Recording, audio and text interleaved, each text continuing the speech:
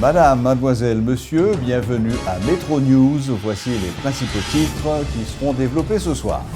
À moins d'un mois de la tenue des prochaines élections, la campagne électorale bat son plein. Des alliances se font et les endossements de candidats se multiplient.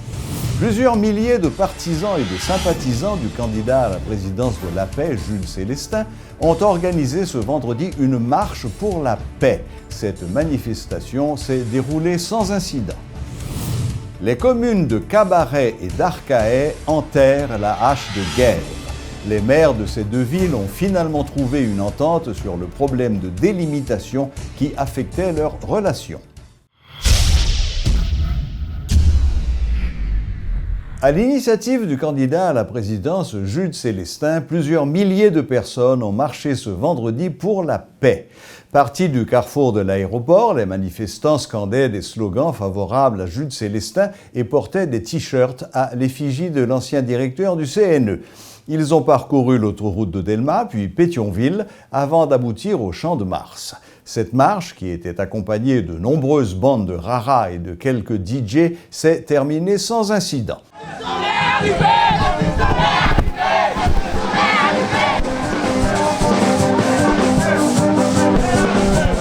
Et moi-même, je prends engagement, parce que c'est bien des domnos, pour devant c'est bien, pour me dire comme ça, tout ça magistrat dit là, moi d'accord avec elle, parce que Dominique plus Jude égale à changement, égale à l'autre Pétionville tout. Merci tout le monde. Et puis regardez-nous, nous sommes des magistrats, nous mettons nos clés. Mais nous-mêmes, nous ne l'engagons pas nous. Là, nous faisons ce mouvement, ça. Ça veut dire. Oubliez un coup de clé. Ça veut dire. Ça veut dire. Un petit mouvement, non. Oui, Sandrine. Oui. Et oubliez un coup de clé, quelqu'un. Oubliez un coup de clé pour nous faire. Nous saluons tout le monde. Nous disons encore une fois, nous aimons Haïti, nous ne pas quitter Haïti placé, nous ne pas quitter Haïti péri, c'est nous pour sauver. Merci tout le monde. Yes, yes, yes, yes. Yeah.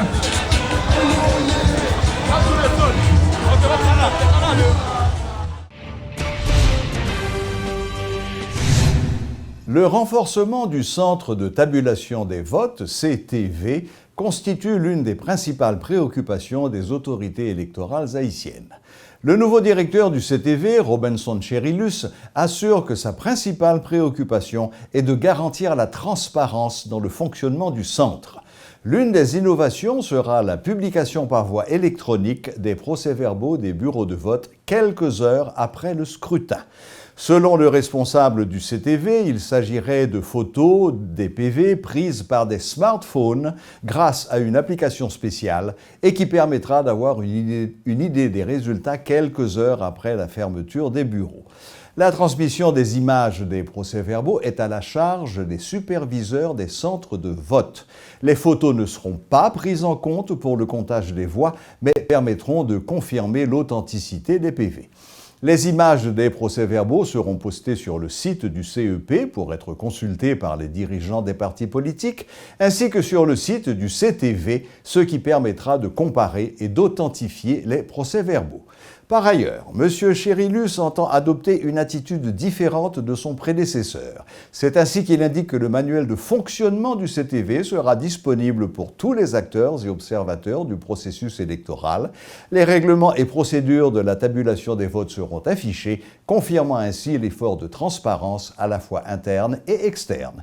Il promet de réaliser des séances d'information sur le fonctionnement du CTV avec les dirigeants des partis politiques avant le scrutin du 9 octobre 2016. Le collectif des candidats pour les collectivités territoriales haïtiennes, 3CTH, a annoncé officiellement ce vendredi avoir endossé la candidature de Jovenel Moïse du parti Tête Calais. Cette structure, qui regroupe plus de 2000 candidats aux élections locales, dit se retrouver dans le discours de Negbanan et souhaite l'accompagner dans la course vers la présidence. Le coordonnateur du 3CTH, Laurent-Ville John, invite les citoyens à voter pour Jovenel Moïse et tous les candidats du PHTK lors des élections du 9 octobre. Plusieurs armes ont été saisies jeudi à Saint-Marc dans un conteneur. Il s'agit entre autres de 150 fusils de calibre 12, 9 fusils de calibre 12 double canon, 5 fusils semi-automatiques AR-15, un pistolet Glock, 12 000 cartouches de 3 calibres différents, ainsi que 12 uniformes, pantalon bleu, chemise noire et 5 gilets pare-balles. Le propriétaire du conteneur s'est enfui au moment de la découverte des armes. Pour faire le point sur ce dossier, nous avons avec nous le porte-parole adjoint de la police, Gary Desrosiers. Bonsoir, inspecteur principal Gary Desrosiers. Comment nous y est? Bonsoir, Serge. OK. Inspecteur, hier, la police réussit au bel coup dans Saint-Marc, dans la cour Saint-Marc. Nous saisit au conteneur avec un pile d'armes là-dedans et nous allons l'interroger sur qui genre enquête l'a avancée, mais avant, il y a deux, trois petites questions très rapides que je vais avec vous. Question numéro 1.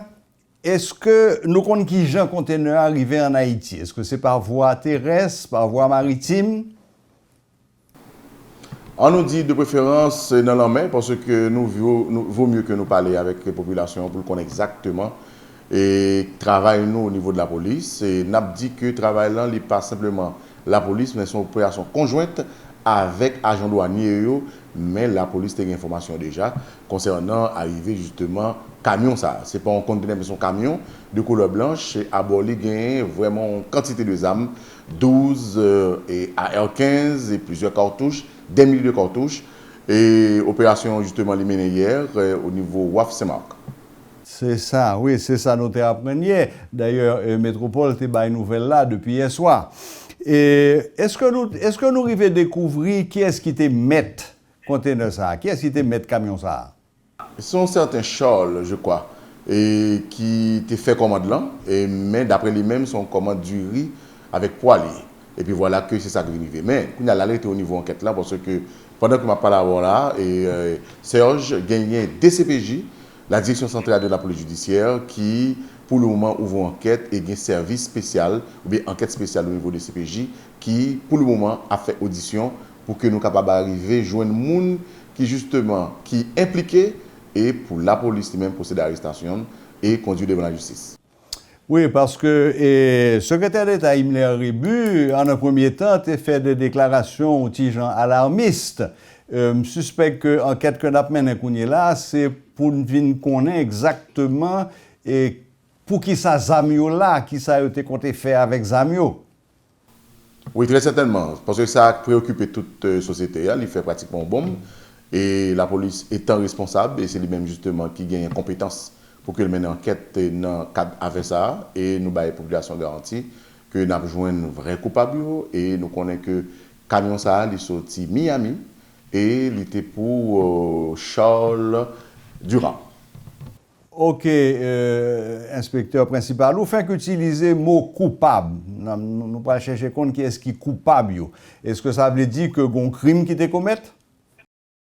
Bon, écoutez, là nous parlons de coupable, il y a sacré les auteurs et intellectuels, ça veut dire le monde justement qui a animé justement d'un esprit criminel justement, parce que, écoute-moi, quand nous parlons de coupable, il n'est pas arrêté au niveau de crime tout simplement, parce que si mon dans lui-même, il connaît pour qui ça le fait. Et disons, fait commande d'armes ça, et puis il est pratiquement coupable. Parce que c'est lui-même qui porte responsabilité. Hein, et c'est à la police justement pour que les chercher coupables, auteurs, et conduire devant la justice. Bon, je ne pas demander de dévoiler des secrets d'État, on a tenu à une certaine réserve, il y a des bails ou pas dire non, puisque l'enquête est en cours. Mais en deux mots, dans quel point nous arrivons? Est-ce que nous arrivons est-ce que papier était en règle d'abord? Et est-ce que nous connaissons à qui ça? Il y a des gens qui disent que c'était aux compagnies sécurité qui ont commandé toutes les armes. Dans quel point nous y est avec l'enquête là?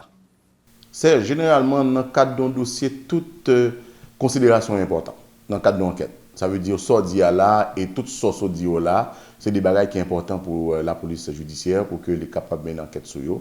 Parce que bon, c'est certain, c'est une enquête qui a plusieurs niveaux, parce qu'il y a des enquêtes qui prennent moins de temps, il y a une enquête qui prend plus de temps, mais écoutez, en cas de raison comme ça, c'est certain, c'est une enquête qui a demandé vraiment en pile compétences et techniciens au niveau de la police judiciaire, déjà en marche pour qu'ils soient capables d'arriver et joindre exactement les vraies sources là et identifier mon yo et conduire normalement devant la justice. Bon, eh bien, inspecteur, j'ai l'impression que ou ben nous tous les renseignements côté Cabon nous remercions en pile de ce qu'on portait éclairage ça, soit fait ça, qui t'est fait un pile bruit hier, l'œil t'est éclaté dans la coupe Port-au-Prince. Et merci beaucoup, inspecteur. Bonne soirée et à bientôt. Bon week-end. Merci. Au revoir. Une entente a été trouvée entre les maires de Cabaret et de l'Arcahaie. À l'issue des discussions, les deux édiles ont pris l'engagement de surseoir à toute intervention ou mouvement susceptible d'affecter la sécurité et la paix dans la zone. Le secrétaire d'État aux collectivités territoriales a invité les maires concernés au respect de leurs engagements et appelle les autorités municipales à privilégier le dialogue et les voies légales pour résoudre leurs différends territoriaux.